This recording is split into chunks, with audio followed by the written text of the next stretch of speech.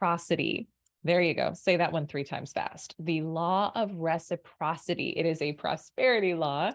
Clearly, this is the first podcast I'm recording of the week, but this one is so powerful. And, I don't know who said this for the first time. I've heard multiple people that this quote is attributed to, from Dr. Michael Beckwith to Wayne Dyer. So I don't know. It's not an Elyse original, but it's so true, which is, you don't get what you want in life, you get what you are. And that finally explained a lot to me about the science of creation and how it works, when for so long I was frustrated by hearing other people talk about how they manifested this and manifested that. And I was like, I still feel stuck in struggle and lack and separate from what I want. And what are they talking about? Like, how is this so easy for other people? And it's because I didn't get this key part of the process, that just because you want something, it doesn't mean you get it. You have to be a match for it. So you don't get what you want, you get what you are. And when I was doing some research for this particular topic about this law of reciprocity, there you go, I got it. The word reciprocity stems from the Latin reciprocus, which means essentially moving back and forth. So it's all about this mutual exchange. So the way I want you to think about this one and start to implement it in your life is get clear on, what is it that you're desiring to receive right now?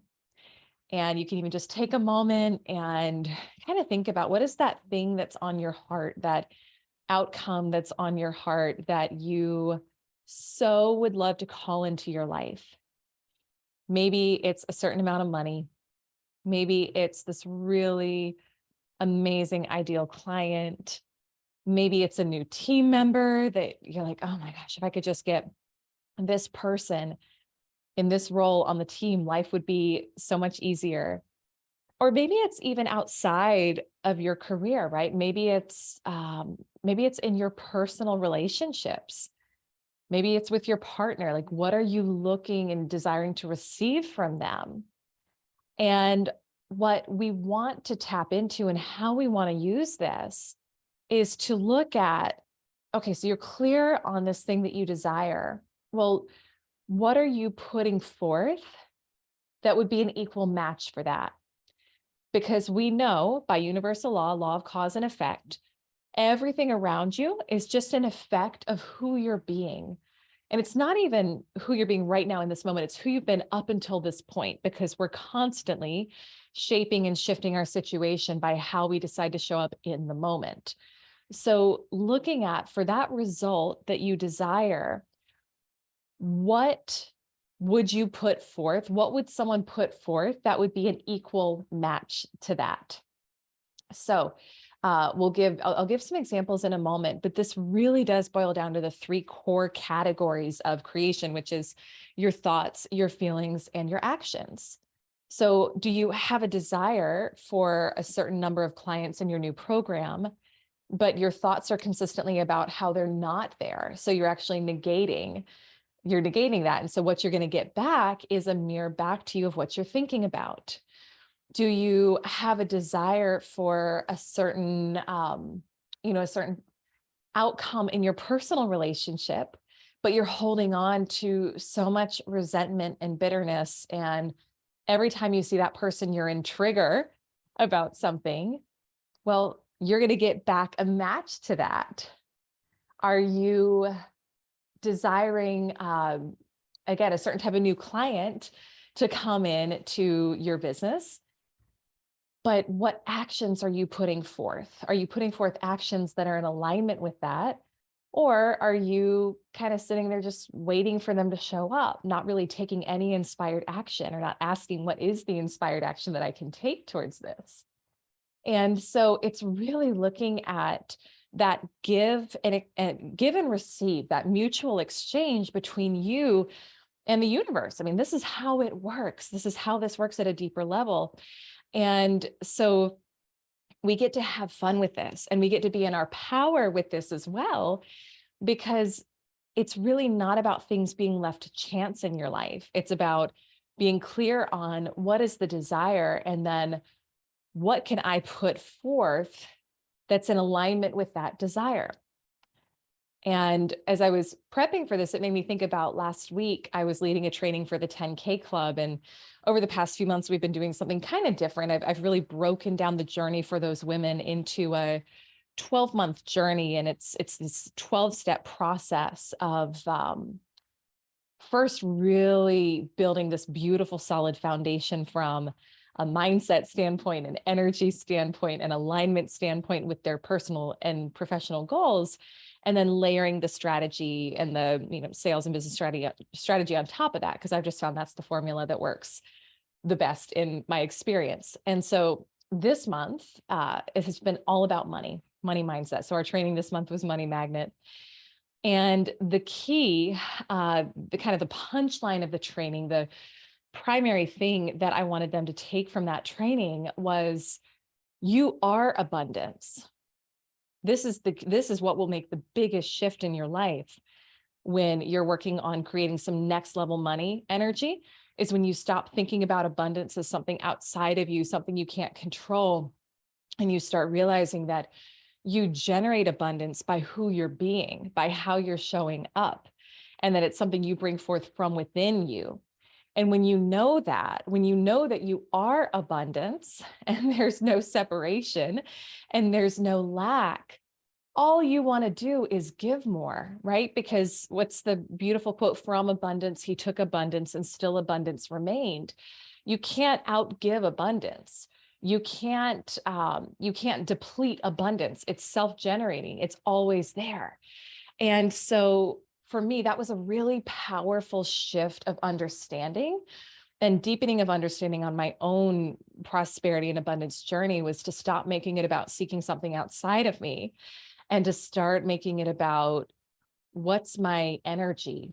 And am I in as close of alignment as, at my current level of consciousness, I know how to be with source energy, which is about infinite supply, unlimited abundance.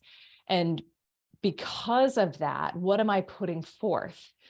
And this ties in, if you're like, how does this tie with the law of reciprocity? It does. Hold on.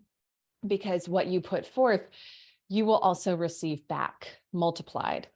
Last week on the podcast, and I don't remember the particular episode, but I shared about when I just asked that one powerful question of, how can I give more of my gifts and talents in the world? How can I be of greater service? And just really led with that for a day, like the incredible things that came back to me. And I wasn't doing it for that intention. I think that's the key with all of this. When you know that you are abundance, there's no caveat on stuff. You don't put it out there because you think you're going to get something back. You just put it out there because you feel so good and you feel so whole that you just want to give. But when you do that, because of the law of reciprocity, and this is a Wayne Dyer quote, he said, when you ask the question of, how can I serve, the universe comes back to you and asks, how can I serve you? In so many words. Really, the experiences that came from that one very intentional, focused day of asking that question were so profound, because things came back to me that I would never have dreamed of. I didn't have the consciousness to dream of them or to think them up or to think they could happen like anytime soon.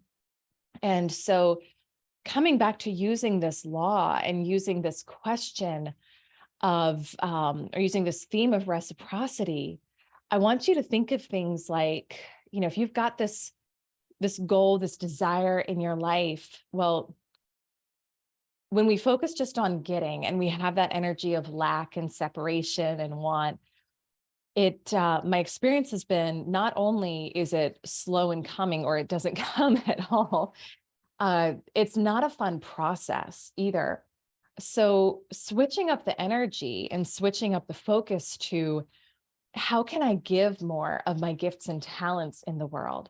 And I want you to really think about that, because that's something that I've seen with the members of this community. And I've been doing a lot of private intensives lately with just the most incredible women who are so talented and so smart and so gifted in so many ways.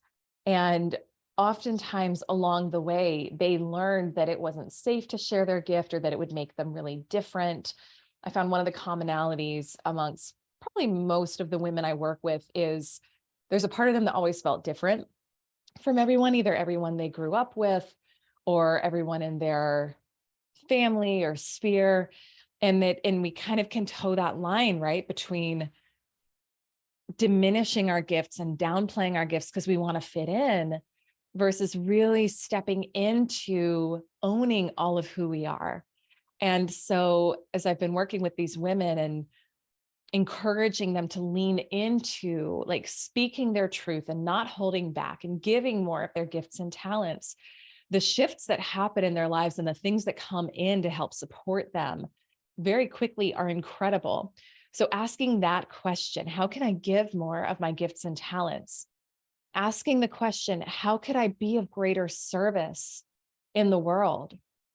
How could I be of greater service in the world? And that can be like, that starts at home. That starts with your immediate environment. You don't have to go out and start a nonprofit if that's not your thing. It can be, how can I be more cheerful with my significant others? How can I bring greater loving energy into the environment? And, when I was teaching this last week on the 10K Club group call, one of the women asked a really valid question, which I think probably so many women can relate to when she said, honestly, Elyse, I'm already giving so much at home and at work. The thought of having to give more feels exhausting. And I said, I totally get it. Here's my take on that. If, as I talk about this, you're thinking the same thing, when we aren't also receiving and filling up our own cup, of course, you can't give from that empty cup. So, and we've talked about this on the show before too, giving from the overflow, but you want to look at what am I doing to fill my own cup, because you're the only one who can do it. So for me, it's a big piece of that is my morning routine, getting up, early, having time, having my spiritual time, doing my study, doing my reading, doing my meditation, making sure that I'm exercising and moving my body most days, because I don't feel good during the day if I don't do it. So I realized it's really such an act of self-love, giving myself, like taking time to create beautiful meals for our family, making sure that my closet and clothes feel in alignment and like things that make me feel good, making sure my home environment is beautiful. So yes, like it's the giving and receiving, right? It ties back in with this theme of reciprocity. It's not about an overgive, but it's about, because you are so tapped in and connected, because you feel so full, because you recognize that you are abundance, you are wholeness, you are complete. All you want to do from that space is give, because there's no lack. So maybe that's your first step in this, is you realize, oh my gosh, I feel like anything but right now. And if that's the case, that's fine. Your job is to go out and reconnect and look at what's going to fill my cup, what's going to help me feel whole, so whole and so full and so connected and so loved and so cared for and so abundant. And it's not anything outside of you. So really, whatever that looks like for you, getting back into your spiritual workout, getting back into your prayer, your meditation, going outside, reconnecting, because from that place, you will be giving from the overflow and you receive back in greater proportion as well. And even with that, I think we can always raise our awareness and our level of consciousness about what we're bringing into a situation. So again, going back to the original question here, which is, how can you be of greater service in the world? Start at home, start at home. Can you bring a little more cheerfulness to the family? Can you do something that is going to help one of your family members that maybe normally you'd be like, I really don't love doing the dishes or whatever. Jason did this for me the other day. It blew me away. I think we talked about this on the show a while back about, he retired from work last year. We had that journey that was beautiful. And he had been out of work, not make it sound like he's not doing anything. He's studying for medical school. He's been obviously significantly helping to raise Jack. And so doing all of that. And so it's not like the man hasn't been doing stuff and working. He just hadn't been in the workforce. And a couple months ago, like we really just both kind of got clear, like for how he's wired and for who he is, him not working didn't really feel good. And so he went back, he's doing some temporary work right now in a local hospital. And what they had available was night shift. And we were both like, oh, we said we'd never do night shift again, but he's doing night shift right now. It's like a 12-week stint. And, like he feels good. He's in his element, he's in flow. He's he's contributing financially and all of those things that make him feel really good. But because of that, he sleeps a funky schedule right now. And most days he's sleeping, if he is working at night, he sleeps until like 3:30 in the afternoon. If he's not working that night, he sleeps until like 11 or 12. And so I've been momming solo on the weekends during the day, which is totally, like I obviously love being a mom, but I also have this big project that I'm working on right now, which I'll share more about very soon because I'm so excited that to complete it by the end of the year, which is my target. I had originally blocked out Saturdays from 10 to 2 to work on this. This was before Jason went back to work. And so I had kind of been like, oh, I'm not quite sure how this is going to happen now, but he's got to get his sleep and that's important. Well, this weekend, the man just unexpectedly gets up early. He comes into the kitchen. I'm hanging out with Jack and he's like, hey babe, like I'm up. I want to take over for you. You go work on your project and I've got it. And it was like, literally it was the best gift. It was so beautiful.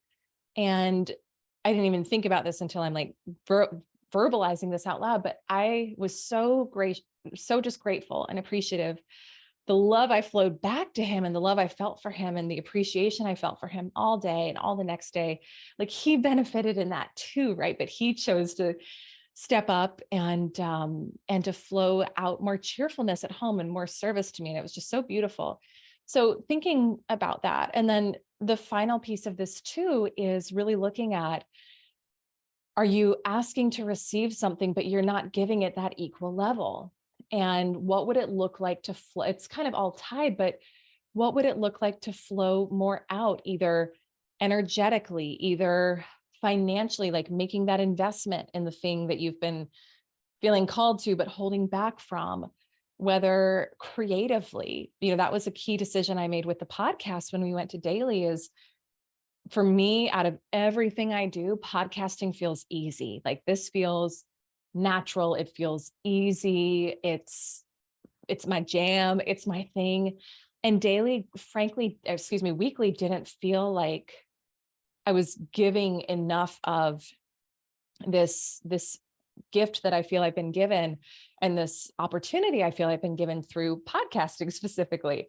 And so it was like, how can I flow more out? Well, we can shift it to daily. And it's just been so fun to meet new people through this and hear from people how it's serving them. And that's really my goal, is to just be a part of someone's daily routine who is aligned with this message and flow that out. And the gifts that have come back, they're not all directly related to the podcast, but I have been blessed in the process. I'll share a quick story. One of our new 50K club members who, it's an investment, and she knew she was called to do it, but there was still kind of that fear of making the investment, which I totally get. It happens to me every time I make an up-leveled investment in myself too. But it's like, as soon as she did it, and as soon as she released the grip on the money and was willing to flow that out, what has come back to her, she said it on one of our calls last week. She was like, it's almost insane how fast things are happening and how quickly things are coming back. And I can't believe how long, and this was her language, not mine, but it was something to the extent of, I can't believe how long I held myself back from receiving good at this level. And so again, it's really looking at, what do you want to receive? What are you being asked to give in return? Not from a sacrificial standpoint, not from a punitive standpoint, just from a flow and circulation standpoint. And you will be blessed tenfold, my friend. So that is the law of reciprocity. That's Elyse's take on the law of reciprocity. I hope that served you. I'd love to hear from you either in the comments or on social. I'm at Elyse Archer on all social. Like, what spoke to you about this? How are you going to use this one? Thank you in advance so much for sharing this with your network, with your clients, with your colleagues. I'm so grateful for you helping to just for you listening and then helping to spread the message. As always, you can head over to ElyseArcher.com to check out our resources, our upcoming live events, as well as our programs to help you really step into your next level in all ways. So grateful to have you as part of the She Sells community, and I will see you on our next episode.